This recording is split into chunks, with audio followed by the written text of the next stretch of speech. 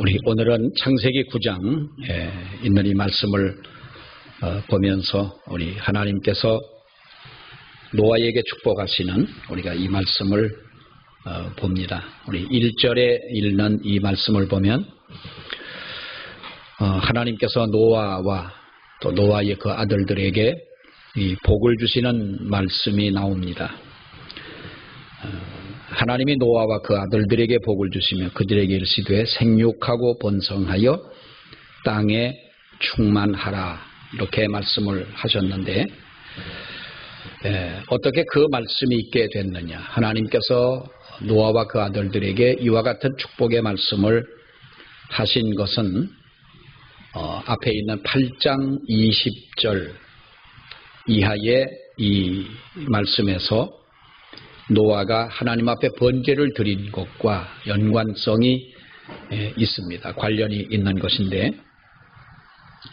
홍수가 끝나고 난 후에 이 방주에서 노아와 그 모든 가족이 나와서 땅을 밟게 됐습니다. 그 눈앞에 보인 그 땅은 1년 이상 그야말로 물폭탄이 지나간 곳이었기 때문에 우리가 상상을 해보면 정말 철저히 망가진 그러한 상태가 됐던 것이죠. 땅에서 코로 호흡하는 모든 것은 다 죽었습니다. 생명체가 있는 식물도 다 죽었습니다. 이 노아 홍수 시대의 이전과 이후는 우리가 달라진 것이 한두 가지가 아닙니다. 노아 홍수 이후에 사람들은 오래 살았습니다. 지난번에도 말씀을 드렸습니다마는 성경학자들이 그렇게 우리가 추측을 합니다. 이것이 하나님이 만드신 둘째 날에 만드신 이 궁창이라고 하는 것인데, 그때는 이 지구를 둘러싸고 있는 어떤 그 물막이 있었다는 것이죠.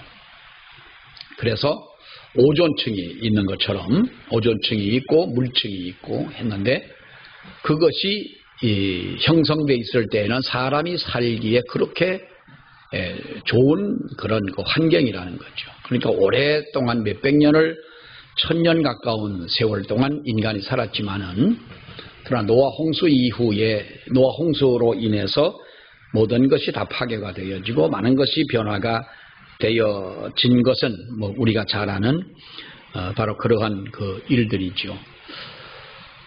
이렇게 변화가 되진, 바로 그래서 이 노아는 이제 그래봐야 비가 내리고 땅에서 샘이 터지고 한 것은 40여일 밖에는 되지 않았고, 이 지구가 물에 잠긴 것은 한 1년 밖에는 되지 않았습니다마는, 정말로 비참하고 절망적인 그런 상황에서 노아는 제일 먼저 하나님 앞에 번제를 드리는 일을 했던 것입니다.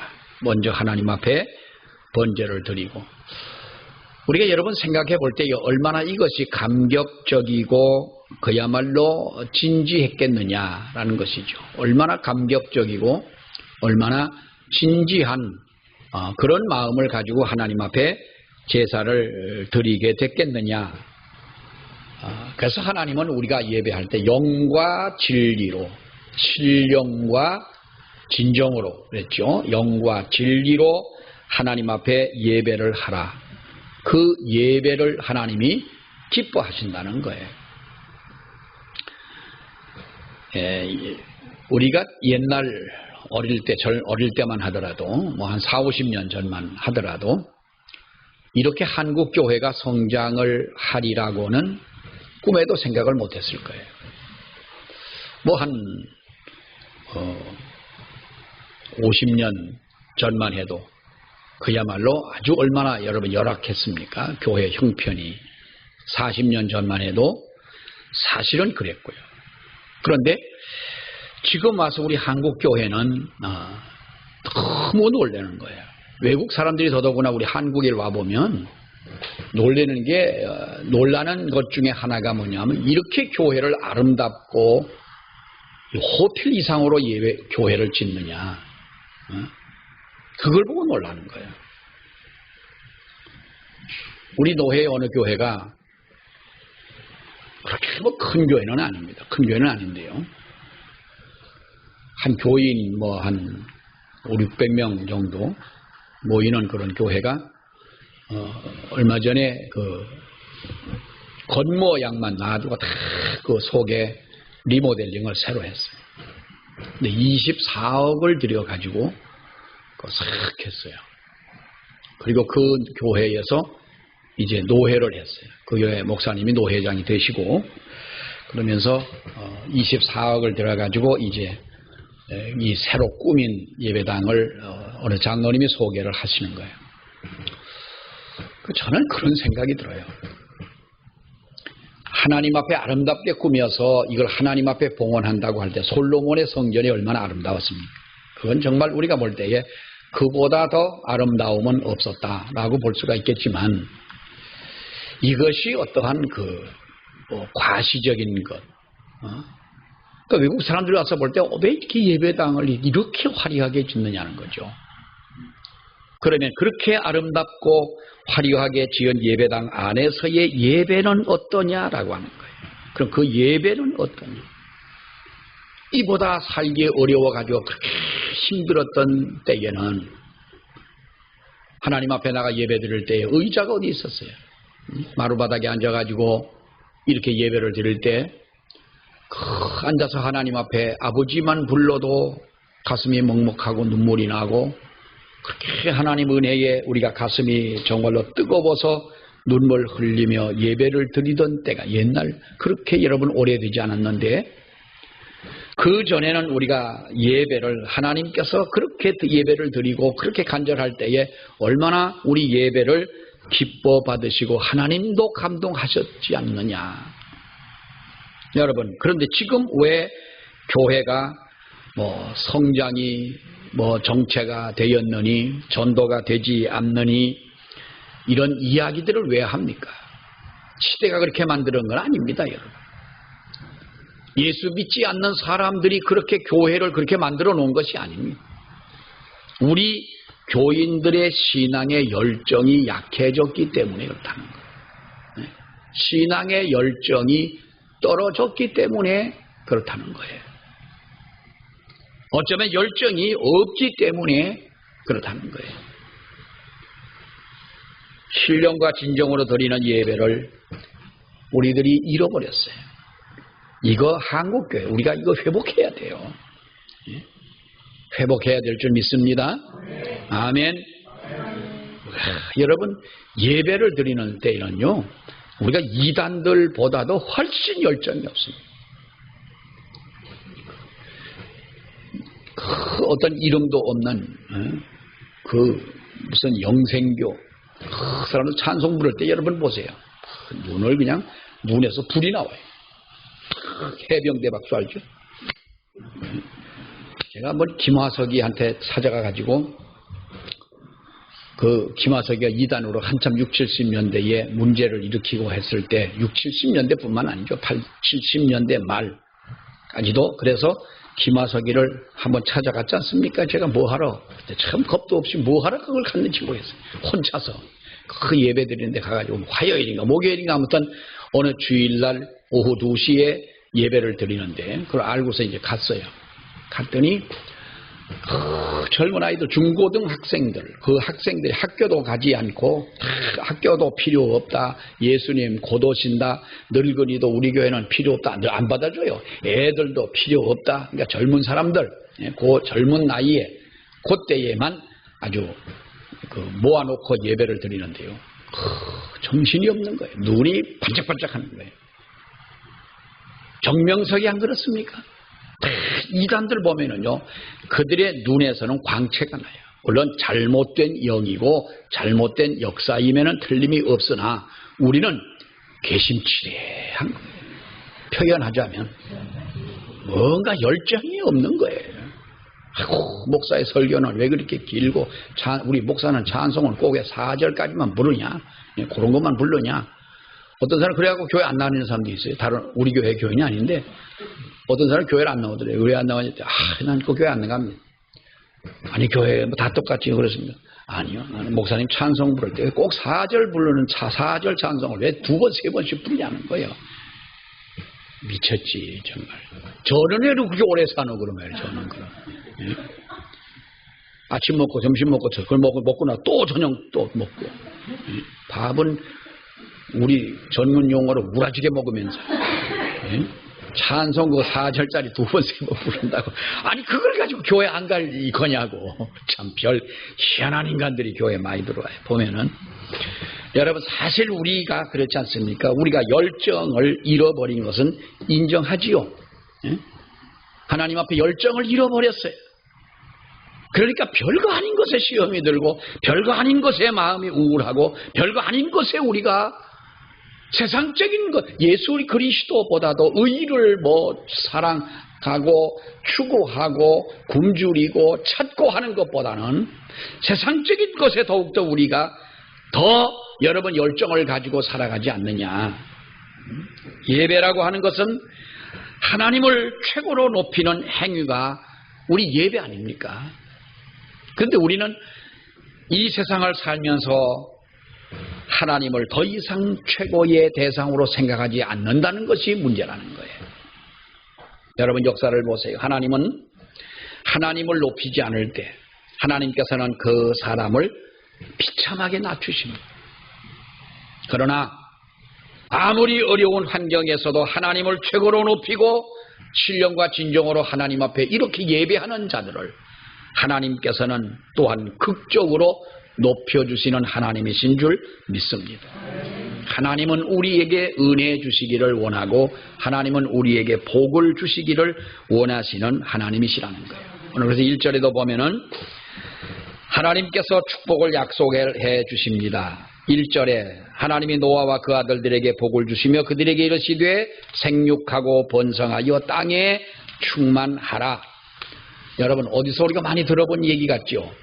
어디 나오는 얘기입니까? 창세기 1장 28절의 말씀에 이야기의 말씀에 보면은 하나님이 아담을 지으시고 아담에게 축복하실 때에 여러분 그렇게 말씀하지 않습니까? 하나님이 그들에게 복을 주시며 그들에게 이르시되 생육하고 번성하여 땅에 충만하라. 땅을 정복하라. 바다의 고기와 공중의 새와 바다 땅에 움직이는 모든 생물을 다스리라 하시니라 그랬어요. 처음에 하나님께서 사람을 창조하실 때 가장 먼저 하신 것이 복을 주신 일이에요. 이걸 우리가 말하자면 복이라는 거죠. 복을 주신 일이었고, 그리고 이제 한 번 인류의 역사가 홍수로 인하여 끝나고 나고 다시 방주를 열고 나온 노아의 그 새로운 출발에서 하나님은 창세기 1장에 말씀한 것처럼 똑같이 이들에게 축복하신 말씀을 보게 됩니다.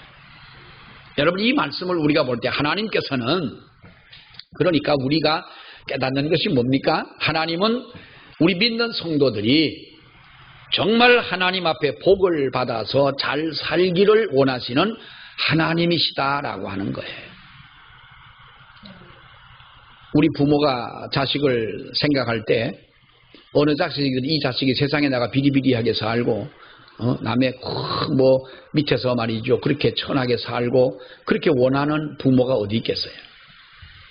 이 자식이 그래도 세상에 나가서 어느 누구와 견주어도 지지 않는 그런 아들이 되기를 원하고 똑똑한 아들이 되기를 원하고 성공하는 아들이 되기를 원하고 살아갈 때 없어서 가난하게 사는 자가 아니라 정말 모든 것을 풍부하게 가지고 누리며 살아갈 수 있는 자식이 되기를 원하는 것이 우리들의 마음이라면 하나님은 그것보다도 더 많은 것으로 더 귀한 것으로 우리가 알지 못하는 차원의 어떤 것으로 우리가 풍성하게 살기를 원하고 복받기를 원하시는 하나님이시다라고 하는 것입니다. 우리가 오늘 본문의 말씀을 보면 하나님은 약속을 지키시는 하나님이십니다. 우리 약속하신 것을 지키시는 하나님. 하나님께서 창조 때 주신 복의 명령 이것을 타락 후에도 하나님은 똑같이 주셨습니다. 이 노아의 홍수는 결과적으로 뭐예요? 그 이유가 뭐예요? 노아 홍수의 이유는 타락 아닙니까? 인간의 타락으로 인해서 그렇게 됐습니다. 물론 그 가운데 그래도 하나님의 은혜를 받았고 그래도 의로운 자요 하나님과 동행한 노아의 이 가족을 하나님이 구원하셨습니다마는 그들을 방주에서 나가게 한 후에 하나님께서는 처음에 약속하신 그 약속을 타락한 후에도 하나님이 다시 새롭게 그들에게 이 약속을 주셨다라고 하는 것이지요. 이 말씀을 보면서 우리는 노아에게 주신 이 복에 관한 말씀을 보면 하나님의 관심은 심판에 있는 것이 아니었다는 거예요. 하나님의 관심은 회복에 있었고 하나님의 관심은 하나님의 백성들이 하나님의 말씀을 따라 온전하게 살아가기를 원하시고 그리고 하나님께서 사실 이것은 우리 입장에서 볼 때의 복이다라고 말하지만은 하나님의 주시는 이 어떤 은총, 일반적인 은총과 특별한 은총 이것을 합해서 우리가 하나님의 은혜라고 하겠습니다마는 이 은혜는 어쩌면 자연적인 거예요. 여러분 우리나라는 이제는 사계절 그렇게 좀 봄이 너무 아쉽고 가을이 너무 아쉽잖아요. 여름에서 그 가을이 왔나 싶으면 근데 어떤 분이 그럽니다. 봄과 가을의 날짜로 따지면 그렇게 차이가 몇십일 나는 게 아니라는 거예요.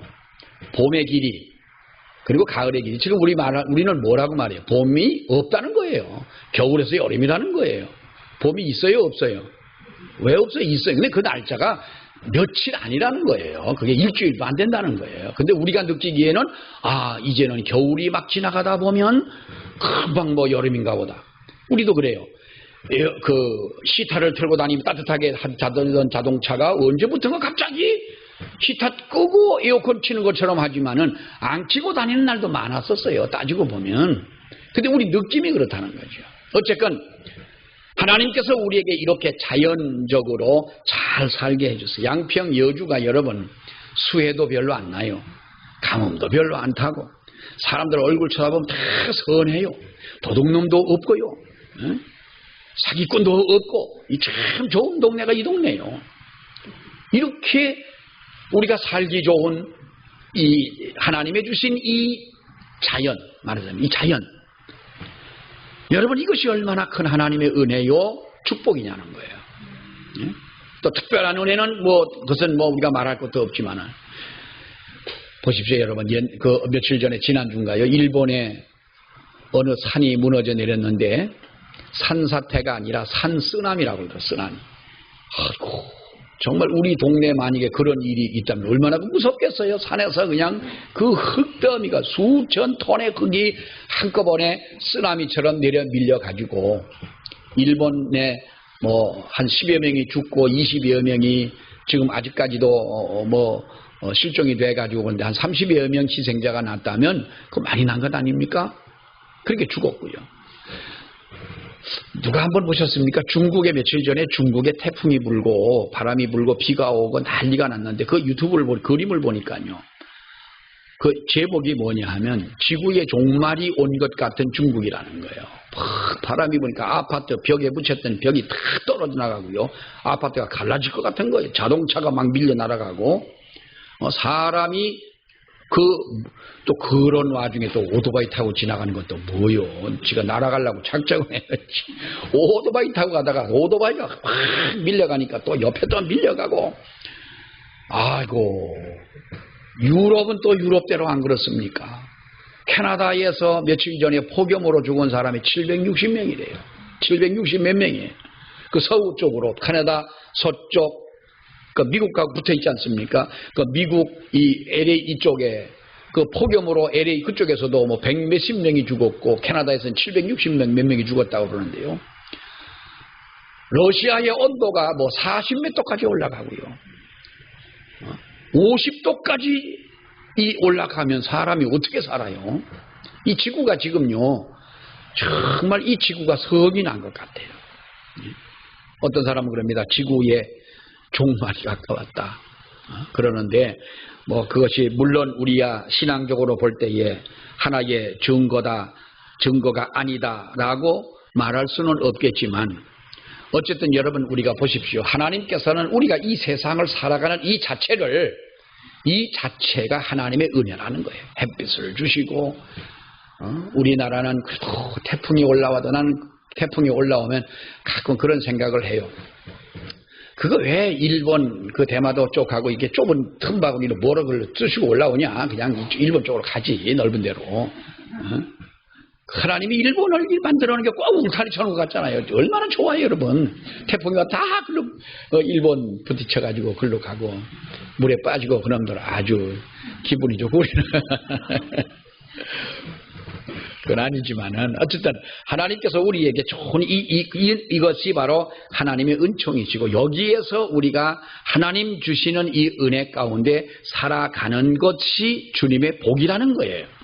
여기에서 하나님은 믿는 성도들에게 더한 축복과 은혜를 베풀어 주시고 오늘 여러분 보십시오. 노아에게 복을 주시면서 하신 말씀이 뭐라고 해서 생육하고 번성하라 라고 하는 이 말씀을 주셨는데 이것이 바로 인간에게 주어진 문화 명령이라고 하는 것이죠. 우리의 문화의 명령. 이 명령을 바탕으로 땅을 정복하는 삶을 살아가라 라고 하는 거예요. 근데 아쉽게도 우리나라에 기독교가 들어온 지가 벌써 언제입니까? 1884년이라 치더라도 우리나라에 기독교가 들어온 지가 여러분 굉장히 오래 140년이 넘었습니다. 지금은. 그런데 교회를 세우고 많은 사람들을 전도를 하고 열심히 모여 예배를 드리고 부흥회를 하고 이런 것은 열심히 했는데 100수십 년이 지나가도록 우리에게는 기독교의 문화라는 것이 없습니다. 기독교인들이 우리가 뭔가 문화를 즐길 수 있는 것이 없어요. 우리가 미국을 보더라도 유럽을 보더라도 보면 그 나라의 어떠한 정서나 그 나라의 분위기는 기독교적인 어떠한 그런 정신적인 것들이 얼마나 많습니까? 음악도 그렇고 미국의 그 컨트리 음악 같은 것은 여러분 우리 복음성과 같은 노래 아닙니까? 그런 것들이 그 노래를 보면 가사나 뭐 그런 것을 보게 되면 그 사람들은 그 노래를 그렇게 같이 즐겨이 부른 거예요. 그런 문화 속에 살아가지만은 우리는 복음성가 부르려면 예수 안 믿는 사람들이 복음성가 부르겠어요. 가끔 텔레비전에 보면은 뭐 당신은 사랑받기 위해 태어난 사람 그 노래는 가끔 나옵니다. 근데 거기까지만 나오지 더 이상은 안 나오더라고. 우리 기독교의 문화가 없다는 거예요. 이것은 뭡니까? 믿기는 믿었습니다. 열심히 전도를 하긴 했습니다. 교회 열심히 봉사를 했습니다. 다 하기는 열심히 신앙적인 것은 했는데 생활 속에서 나타난 것은 아무것도 없다는 거예요. 이게 우리의 어떤 맹점인 거예요. 우리 예수 믿는 사람들의 가정에 들어가 보면 그래도 그 가정이 나름대로 어떤 기독교적인 이 집에 딱 들어갔을 때에 여러분 이 집이 예수 믿는 집이냐 아니냐 뭘로 알아요? 텔레비전 이렇게 어떤 때 이 보면 텔레비전에 나오는 가정을 보게 되면 그 집이 예수 믿는 집이다. 목사님 어떻게 아세요? 그 집의 달력을 보면 무슨 교회라고 써있잖아. 꼭 그놈들은요. 그 PD 그놈들은 그 귀신이 씌웠나. 왜 그걸 하필 이렇게 씌워 그거를 그림 그 무슨 교회 한 거를 그걸 왜 자막 처리를 못하러 해 그거를. 누가 교회가 찾아가 돈을 달라고 그러나 참 꼭 보면 그래요. 십자가 걸어놓고 보면은 그거 보면 예수 믿는 집이지 예수 안 믿는 집이 십자가 걸고 물론 뭐 교회 달력이야 뭐 어디다 걸 수도 있지만 그 사람 말하는 걸 보면은 기독교인이 다르잖아요.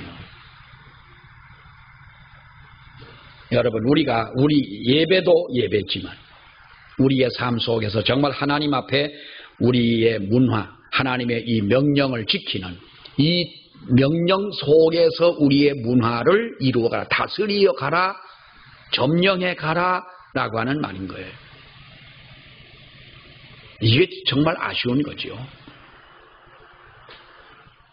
자, 또 하나 보면 우리가 이 성경에서 볼 수 있는 것은요, 인간이 타락한 후에 하나님은 이렇게 복을 약속해 주셨습니다마는 그래도 죄의 영향 때문에 창세기 1장에 말씀하고 있는 약속했던 이 하나님의 복과 그리고 오늘 창세기 그 9장에 나와 있는 이 축복에는 차이가 있어요. 어떤 차이입니까? 우리가 2절, 3절 봅니다. 시작. 땅의 모든 짐승과 공중의 모든 새와 땅에 기는 모든 것과 너희를 두려워하며 너희를 무서워하리니 이것들은 너희의 손에 붙였음이라. 모든 산 동물은 너희의 먹을 것이 될지라. 채소같이 내가 이것을 다 너희에게 주노라. 자, 하나님이 어떻게 했습니까? 이 땅의 모든 짐승, 공중의 새, 땅에 기는 모든 것, 바다의 물고기가 너희를 어떻게 한다? 두려워한다 그랬고, 너희를 어떻게 한다? 무서워한다. 두려워한다, 무서워한다 비슷한 말이겠습니다. 이들은 너희의 손에 붙였음이라. 산 동물은 너희의 식물이 된다. 채소같이 내가 이것을 다 너희에게 준다. 잡아먹어라 이 말이에요. 잡아먹어라. 그런데 여러분 창세기 1장에 보면 잡아먹으라고 그랬어요? 안 잡아먹으라고 그랬어요? 다스리라 그랬어요. 다스리라. 창세기 1장에 말씀하고 있었던 것은 너희가 그 땅에 있는 모든 것들을 다스리고 다스리라는 거지요. 물론 정복하라 이런 말씀이 있습니다만은 이것들을 다스리라. 다시 말하면 처음에 인간이 타락하기 전에 하나님께서 우리 인간들에게 주신 우리의 먹는 주식은 채식이었어요. 식물이었어요. 그런데 동물과도 사이좋게 지냈어요. 그 오죽하면 뱀이 와가지고 하와를 꼬셨겠냐고. 지금처럼 그렇게 징그럽고 독이 있어가지고 무섭고 하면 하와가 그 벌거벗고서 그 뱀하고 서서 얘기를 하고 있었겠냐고. 때려잡든지 무슨 도망을 가든지. 그렇게 다 그때는 동물이 징그러운 것이 없고 무서운 것이 없고 다 이렇게 여러분 지내는 좋은 사이였습니다만은 노아 이전의 사람들은 그래서 살아있는 짐승을 잡아먹는다 하는 문화가 없었습니다. 그러나 죄가 없을 때는 피 흘림도 없었다는 말이죠. 그런데 이후에 사람을 새롭게 번성시킬 때는 하나님께서 육식을 허락을 하십니다. 잡아먹으라 그 말이에요. 왜 하나님이 육식을 허락을 하셨느냐? 어떤 학자들은 그럽니다. 땅의 환경이 그 식물만을 가지고 오는 사람이 어떤 영양을 보충할 수 있는, 식량도 식량이지만 보충할 수 있는 그런 여러 가지 조건들이 파괴가 됐다는 거예요. 여러분 이거 아시죠? 동물의 몸에는 비타민을 생성할 수 있도록 그렇게만 동물의 몸에는 비타민을 생성을 합니다. 그렇죠? 그 비타민 박사도 얘기하잖아요. 근데 사람의 몸에는 비타민을 생성하는 효소가 없어요. 그 사람의 몸에는 비타민을 어떻게 돼요? 먹으라고 그러잖아요. 비타민을 식물에서 먹고 또 그래서 서울에 있는 그 이왕재 박 교수인가요? 그 양반은 아주 그 비타민 박사 그럽니다만 비타민 하루 먹어야 된다는 거지 않습니까? 많이 먹어야 된다. 그러니까 동물은 비타민을 안 먹어도 되는 거예요. 왜냐하면 그 몸에서 비타민이 나오기 때문에. 우리가 이 노아 홍수 이전과 이후의 하나의 변화가 되면서부터 이 환경이 사람을 그렇게 만들어 지었을 것이다 라고 하는 것이지요. 그래서 하나님께서는 바로 이 동물을 사람들이 먹도록 그렇게 했다는 거예요. 잡아먹어야 돼요. 소도 잡아먹고 돼지도 잡아먹고 닭도 잡아먹고 또 뭐가 있어요? 개도 잡아먹고 잡아먹어야 돼요. 다행히 유튜브 보는 사람이 4사람밖에 없어서 다행인데요. 개도 잡아먹어야 돼요. 요즘 개 잡아먹자고 그러면 제가 아는 친구 하나 중에 개 사육하는 친구가 있어요. 옛날에 학생 때 이제 가르치던 친구인데 단월 친구인데 저기 어디서 여주에서 이제 개 농장을 크게 한대요. 하는데 여주에서는 아무튼 제일 크게 한대요. 그런데 그 친구가 한번 와가지고 이제 이런저런 얘기를 하다가 사람들은 그 사람이 주장이야 개 잡아먹자는 주장 아닙니까? 식용 견으로 길러가지고 이제 그렇게 하는데 아니 그게 우리가 명찰 붙이기 나름이지. 그럼 집안에서 기르는 거는 그런 애완용이고 저 개 우리사 기르는 건 식용 개는 다른가? 다 똑같은 개지. 그런데 개 사육을 하는 사람들이 가끔 데모를 하러 간대요. 이제 국회 앞에 가가지고 데모를 하는데 그 사람들은 뭐 데모하는 거 뭐 방송에 전혀 보여주지도 않잖아요. 하면서 그 이야기를 하는 거예요. 하면서 우리나라는 사육하는 사람들이 점점 줄어들고, 그러니까 또 사람들이 위축이 돼가지고 보신탕을 잘 안 먹고, 오늘이 초복이라고 그러대요. 근데 초복이라고 말하는 분이 한 분도 없어요. 누가 말하면 말하다가 딱이 맞은 일이 있어요? 왜 없어요?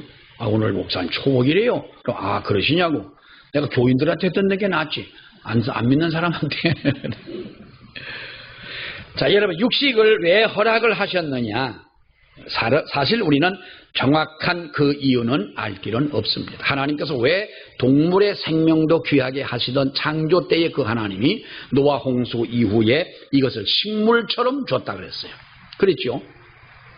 몇 절이에요? 3절에 모든 산 동물은 너희의 먹을 것이 될지라. 모든 산 동물이, 예? 채소같이 내가 이것을 다 너희에게 어떻게 해요? 줬다. 채소같이 줬다는 거예요. 양심 끓일 것도 없이 다 먹으라는 거예요. 우리가 그 정확한 이유는 알 수가 없습니다만은, 다만 사람이 육식을 하는 이 상황은 하나님께서 궁극적으로 원하시는 상황은 아니었다라는 거죠. 그러니까 무언가 그때는 큰 변화가 있었다는 거예요. 하나님께서 먹지 말라 하신 건 아니지만은 그 전에 우리 인간과 함께 했던 그 동물을 먹으라고 했을 때 이것은 무언가 큰 놀라운 변화가 아닐 수가 없다. 여러분, 그런데 어떤 변화입니까? 사람이요, 고기를 먹기 시작하면서부터 사람은 잔인해지기를 시작을 합니다. 잔인해졌습니다. 인간의 식탐도 그때부터 생겼습니다. 그리고 사람의 건강도 나빠졌습니다. 그러니까 자연히 인간의 수명도 짧아집니다. 인간의 수명이 노아 홍수 이후부터 인간의 수명은 아주 급격히 짧아졌지요. 노아 이전에는 여러분 8,900년 살지 않습니까? 8,900년. 에녹이라고 하는 분은 365년 동안 살다가 죽지 않고 하늘나라에 올라가고 그랬습니다만은 보통 우리가 8,900년을 이렇게 살았고, 500살 먹고 죽은 사람은 아이요, 아이. 젊어서 죽은 거요. 그러니 그렇게 오랫동안 살던 사람들인데, 여러분 보세요. 창세기 11장에 보면은 셈은 600세를 살았다 그랬어요. 셈의 아들 아르박삿은 438세를 살았고요. 아르박삿의 아들 셀라는 433년을 삽니다. 그리고 그 아들은 에벨은 464년을 살았고, 에벨의 아들 벨렉이라는 아들은 239년을 삽니다. 그리고 벨렉의 아들 루는 230세를 살았고, 그 다음에 보면은 수룩의 아들 나홀은 140세를 삽니다. 그 여러분 성경을 읽다 보면은요, 창세기 11장 이후에 보면은 우리가 아브라함의 아내는 127세를 살지요. 아브라함은 몇 살을 살았어요? 175세를 살았죠. 이삭은 180년을 살았어요. 야곱은 147세를 살았는데 요셉은 110세에 110살에 죽습니다. 그리고 모세는 120년을 살지요. 여호수아는 110세를 삽니다. 겨우 100살을 넘었습니다. 그 뒤로는 100세 이상을 살았다는 기록이 성경에는 별로 없습니다. 근데 그 중에 성경을 읽다 보면 중간쯤에서 가장 오래 산 사람이 나오는데 욥이라고 하는 사람이 나오는데, 이 욥의 수명은 정확하지는 않으나 140세를 살았다 혹은 210세를 살았다 이렇게 얘기를 하는데, 우리가 그것을 보면 욥이 살았던 시대는 아마도 아브라함이 존재했던 족장 시대의 인물이었을 것이다, 그렇게 추정을 합니다. 그러니까 성경에 보면은요, 수명이 아주 짧아지는 거예요. 이것이 육식을 하면서부터 오는 것인데, 그렇다고 나 오래 산다고 고기 안 먹고 채식할래 그러면 그렇다고 오래 못 살아요. 잡사요. 자, 우리 또 하나 보면은요, 그리고 뭐라 그럽니까? 이 5절, 6절에 있는 말씀을 보면 내가 반드시 너희 피, 곧 너희 생명의 피를 찾는다라고 말씀하시면서 고기를 먹되 뭐채 먹지 말라, 피채 먹지 말라라는 말씀을 해요. 이것이 뭐 구약의 어떤 제사 제도에 대해서 이야기할 때에 피채 먹지 말라라고 하는 이 말은 당시의 피는 하나님 앞에 드리는 그 피라고 하는 것은 생명입니다. 생명이죠. 그런데 이 피채 먹지 말라고 한 이 말은 생명의 존중에 대한 그 의미가 크다는 거예요. 그러니까 함부로 죽이지 마라, 그런 말도 포함되어 있는 것이고요. 사람이 고기를 먹기는 먹되 그러나 우리가 무작정 그것을 죽이고 뭐 이렇게 하는 것을 기뻐하지 말라는 거죠. 함부로 하지 말라는 것이죠. 오늘날 우리가 보면은 뭐 지금 피를 뭐 어떤 목사님이 그랬습니다. 유명한 목사님인데 목사들이 순댓국 먹고 이러면 이게 목사냐 뭐 하면서 어떤 때는 아주 그 공중파 방송에 나와가지고 막 그 설교를 그렇게 했어요. 그래가지고 그 양반 가만히 보니까 이상한 양반인 거예요. 그래서 보니 이 양반도 신학이 침침한 사람이에요. 교인들은 또 엄청나게 모이는 거예요. 윤석전 목사님이 그랬어요. 윤석전 목사님. 신도울산 기도원 교육자들 집회한다고 하면은 1000명씩 교육자들이 모여가지고 배우려고 하고 그 목사님의 흉내를 많이 내고 그 목사님 목소리가 꼭 뱀장사 같대. 예? 그 목소리 꼭 그렇잖아요. 옛날 뱀장사. 저도 옛날에 뱀장사 했으면 잘 될 뻔했어요. 설악산에서 2달 동안 노는데요.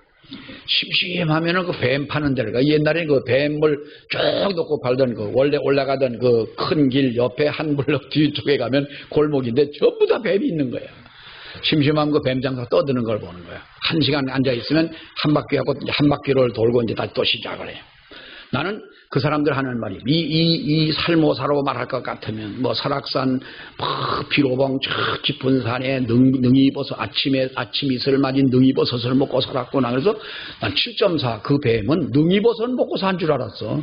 근데 그 새빨간 거짓말이더라고. 아니 뱀이 무슨 능이버섯을 먹고 산대야. 그래서 그럼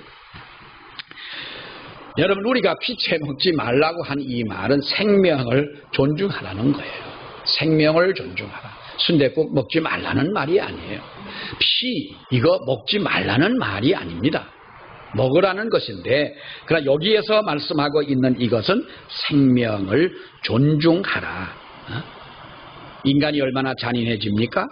그러나 거기에서 나를 다스릴 수 있는 어떤 절제감을 가지고 살아라. 고기를 먹기 시작하면서부터 여러분 동물도 그렇잖아요. 채식 동물과 육식을 하는 동물은요 다릅니다. 성격도 다르고 다 다릅니다. 하나님이 얼마나 공평하게 만들어 놓으신 줄 압니까? 그러니까 육식을 하는 사자나 뭐 이런 치타나 늑대나 이런 동물들은 쫓아가가지고 잡아먹어야 되잖아요. 잡아먹어야 되는데 그러면 또 달리는 거리가 똑같다면 다 잡혀먹을 것 아닙니까? 사슴이나 이런 그 채식을 하는 이런 동물은요 말 보십시오. 아무리 뛰어도 숨이 차지 않는 거예요. 사슴이나 노루나 이런 건 숨이 차지 않는다잖아요. 그러니까 죽으라고 뛰는 거예요. 근데 사자는요 100m만 뛰어도 100m까지는 쏜살같이 뛰지만은 어느 누구 따라갈 수가 없지만은 그 이상 뛰면은 숨이 차요. 뛰다가 보면은 못 잡겠으면 아주 포기해버리잖아요. 더 뛰다가 지가 죽으니까 심장이 터져 죽으니까 더 이상 못 뛰는 거예요. 하나님이 이렇게 만들어 놓으셨잖아요.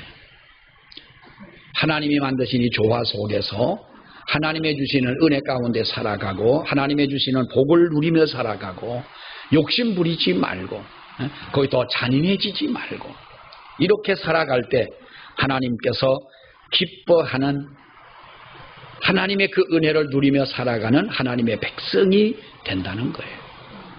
오늘도 우리에게 이러한 삶이 있기를 축원합니다. 기도하겠습니다. 하나님 아버지 은혜 감사합니다. 오늘도 아버지 앞에 나와 예배하며 영광 돌리게 하심을 감사드립니다.